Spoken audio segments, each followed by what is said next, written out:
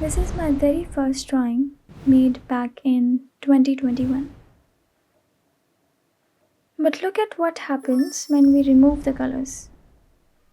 It looks clumsy, confusing, full of chaos. But now, let's take a look at paintings by some of the greatest artists. They still look incredible, and more importantly, they are still readable. And the reason behind its readability is values.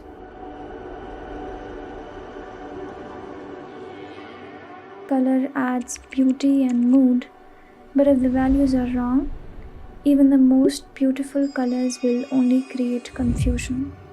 It took me a lot of time to reach here, unfortunately, but today I am showing you how I have been practicing values through this drawing and what I learned about them while creating it.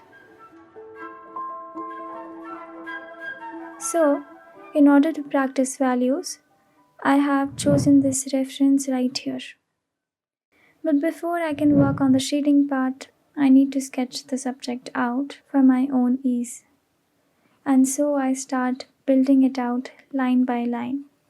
I'm sure you already know what it's called. It's blocking in the subject, also known as simplifying the subject. Now the name alone suggests its function. It's used to simplify our very complex subject, which currently is packed with tons of details. At this stage, we need to train our eyes to overlook them all. But why? Simple. Because at this stage, our priority is nothing but proportions. The lesser the details, the lesser the lines to worry about, and thus the better we will be able to control our proportions by guessing, erasing, redrawing, and repeating. And so this is where I landed after around an hour or so of sketching this.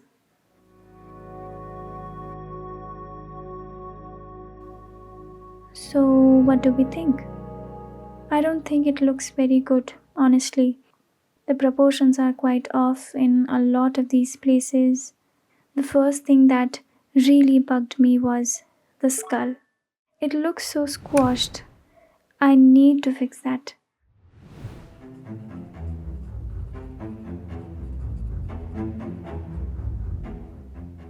Okay, so I already know that values are more important than colors, but now I'm also taking care of something that is even more important than values, which is proportions.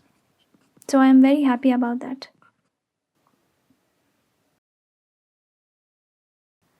I know I should not be so focused on getting the drawing to look like a Xerox copy, but the mistakes I saw were very major to me. The teeth were surprisingly tough. I redrew them like 3 times. I'm not sure what shapes am I missing here. I decided to add my final details, final touch to the sketch and called it done. This is my final sketch. Those folds look like they make sense, an exception to every time I have tried drawing clothes in the past. So I see some progress, which is great. Now that we are about to begin with values, a natural question arises. Why do values exist? In the presence of a light source, the planes of an object that face the light receive the most light and therefore reflect more light, causing them to appear lighter. As the planes turn away from the light source, they receive less light and reflect less, appearing progressively darker. This interaction between light and form is what creates values. I was very excited to finally start working on the values and I wanted to do it on the same day. So I started with the values right away, overlooking all my proportions right now as if I am purposely trying not to see any mistakes with the proportions so that I can enjoy rendering this sketch. And so I started with something called flat values. A flat value is a clean, consistent tone. They are incredibly important because you can add or subtract more value on top of them to build the illusion of three dimensions in a subject far more easily compared to adding or subtracting values on an already messy tone, which only ends up creating more confusion for both the artist and the viewer. And to practice them, I have tried my hand at flat value scales, which is a very popular exercise to develop value control. Although it's another thing that some of those scales stay incomplete to this day.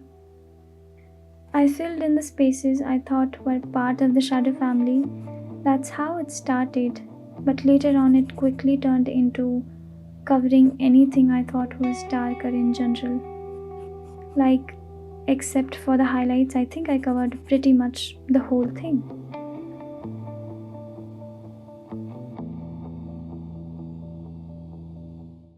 On this day, I was highly motivated. I started with a clear mindset. I wouldn't create chaos by placing random values everywhere. Instead, I decided to shade strategically. The plan was simple: go darker step by step, one value at a time. I would lay down a single value across the entire drawing first, then add another darker value only where needed, slowly building the full range of values over time. Sounds like a brilliant strategy, right?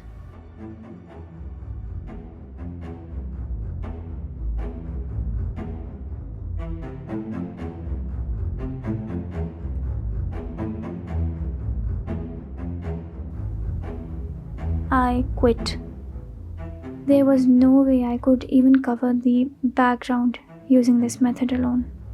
So I switched tools from HB mechanical pencil to a 10B pencil, but that came with its own problem.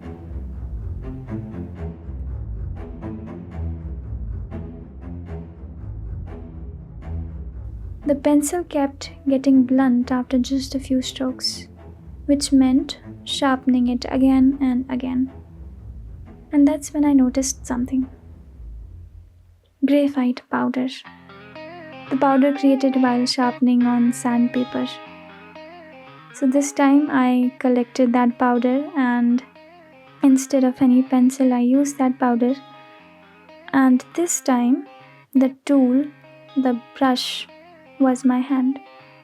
I'm sure you all have seen artists smear graphite, charcoal, or even paint directly on canvas, drawing with nothing but their hands, and somehow it turns out beautifully.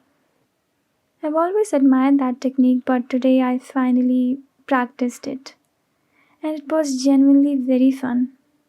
I instantly loved how deep the dark tones became, so rich, something I could never achieve with pencil shading alone.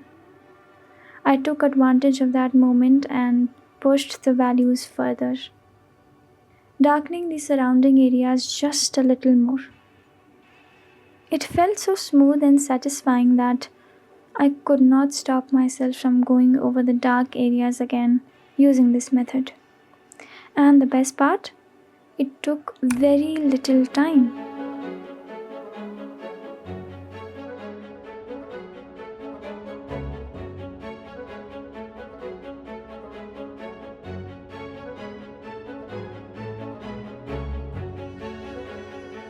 Now I have my base tones in place, but the drawing feels too soft, almost blurry.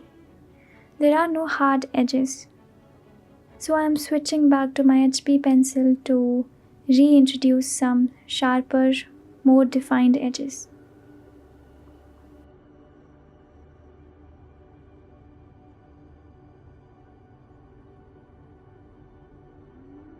At the same time, I'm carefully erasing any unintended dark marks left by the pencil's edge while trying to shade to keep the values clean and controlled.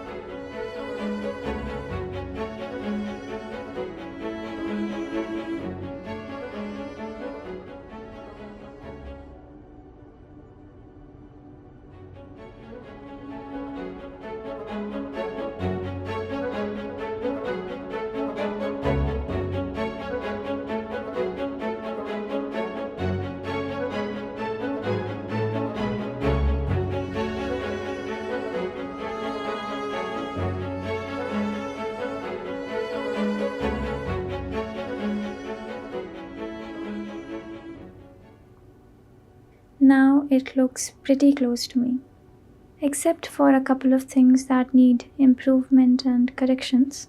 The rest looks very close to how the reference is. I swear that cloth took me so long.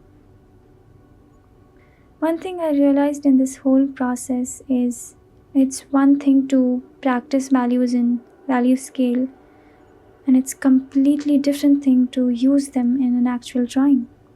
It's a big difference. I ran out of patience so many times. I felt demotivated multiple times, losing hope that I had gathered when I actually liked my finished value scales, each taking like 2 3 hours of time. But any time I felt that, I paused and took a break and tried again the other day. It really tests you on your patience and your ability to show up again. But then I got tired and I gave up for that day, and unfortunately, I never picked it up again. I agree some proportions got messed up along the way as I started putting my values in. But after all those changes, I think I'm very happy about how it looks now. So, this is how I was able to create this drawing. I would call it a copy because that's what it is, but I found it to be a useful copy to practice my value control a little more. I really hope you found this video helpful. Values by nature is a very beautiful but a tough topic, so it will take some time. I think we should respect that and be okay with that.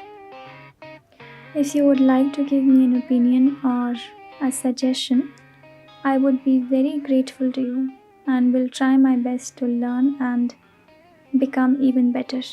Take care and see you soon.